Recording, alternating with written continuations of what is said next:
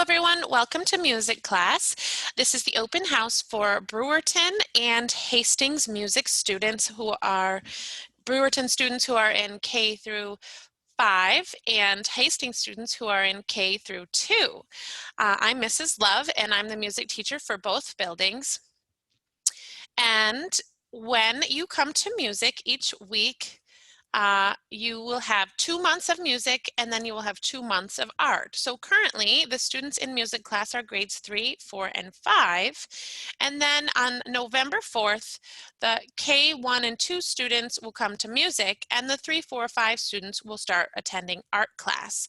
So that will make sure you are switching to the new Canvas page for music when it is your turn for music, or to the art page if you're already in music right now. Total, we end up meeting about 15 times, so it's really important that you are trying to get to the Zoom meetings or trying to, and everybody needs to make sure they're doing the modules for music class every week, whether they can come to music or not. What do we do in music? Well, currently our students are learning about the elements of music. We started with some basics like what is a steady pulse, which is the beat, and then we moved right on into rhythm.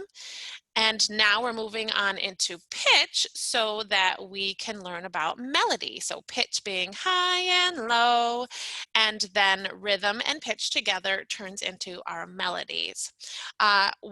Throughout the year, we will learn about form, the parts of a song, and the tone color of different instruments and singers so that we can really listen to music and appreciate all the different pieces of it. We will sing in music class. I will keep the audio muted, but you can sing at home. You can move your bodies at home. You can listen to the music at home. We will also compose a little bit throughout the year as well. For the K2 students, when you start coming to music class, make sure you have not just a chair and your Chromebook, make sure you have some place where you can stand up and move around, because that will really help you show me what you can do, and then you have a little practice time before you make your video in your Canvas module for each week. We will read and create rhythms. Already, my 3rd, 4th, and 5th graders are starting to compose short rhythms that are about 4 to 8 beats long. They're learning new types of notes that they can use in their rhythms and learning how the note values add up to the number that is allowed in their rhythm. Soon we will start making melodies. So for the older students, we will start making melodies on our own in January and February. Our 4th graders might get an opportunity to play their recorders again, so they're really looking forward to that. And then throughout the year, I try to tie in some of the songs that we sing or the songs that we hear from music history or American history.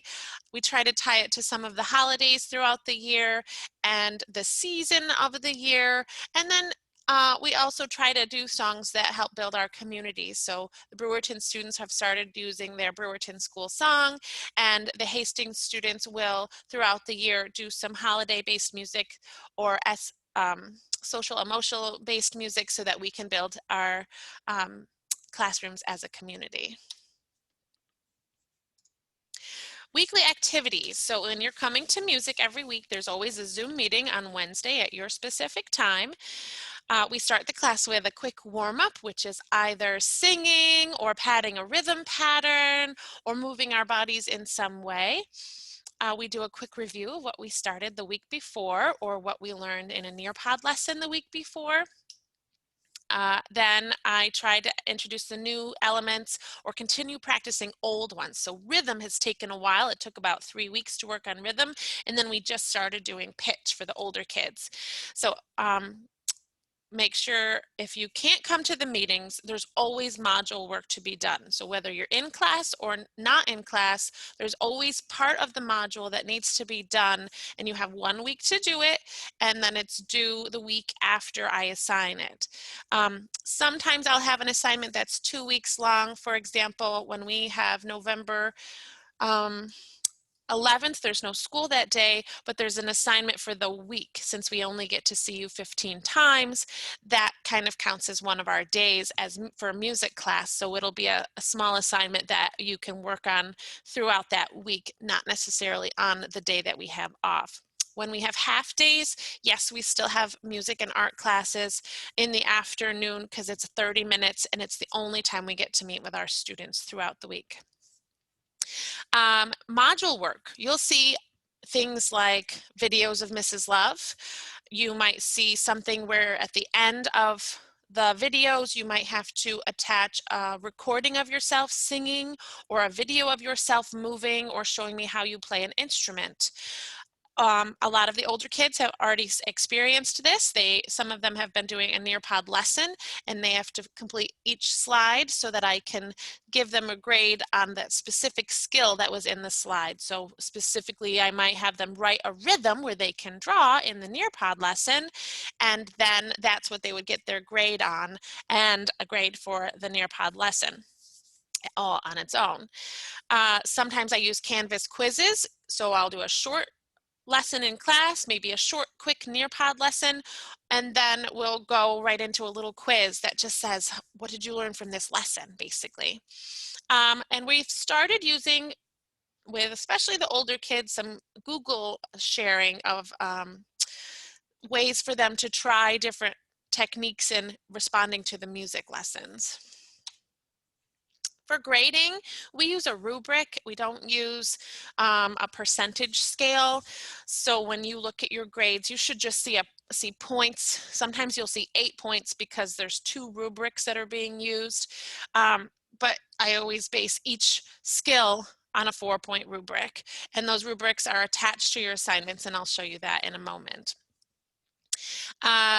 So basically a 4 is an outstanding musicianship. They've gone above what their grade level is normally capable of doing, and they are really on task. They're always turning in assignments. I try to look at the whole picture, and this slide is mostly what you're going to think about when you're going to the report card, towards the report cards. But each individual assignment has its own rubric, so you can see the specific skills that the students have been working towards. A 3 is the goal that you're supposed to have for your grade level. It means that you're proficient in performance, you participate, you understand the music elements, and you are basically on grade level. You're doing the work you're supposed to be doing.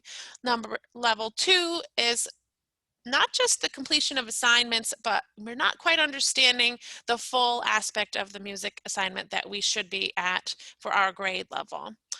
1, most likely, if you're getting a 1, it's no work turned in. So I have no way to grade you and no way to know what you're doing. If there is work turned in, you will not receive a 1 because I can see the skill level that you are at. If you need to contact me, I'm Mrs. Love, and I am available at alove@cssd.org. I have office hours every Thursday and Friday from 1:30 to 3 p.m., and you can find that at the Contact Me page on the Canvas, on the Music Canvas homepage. I'm going to switch screens here because I want to make sure you have received the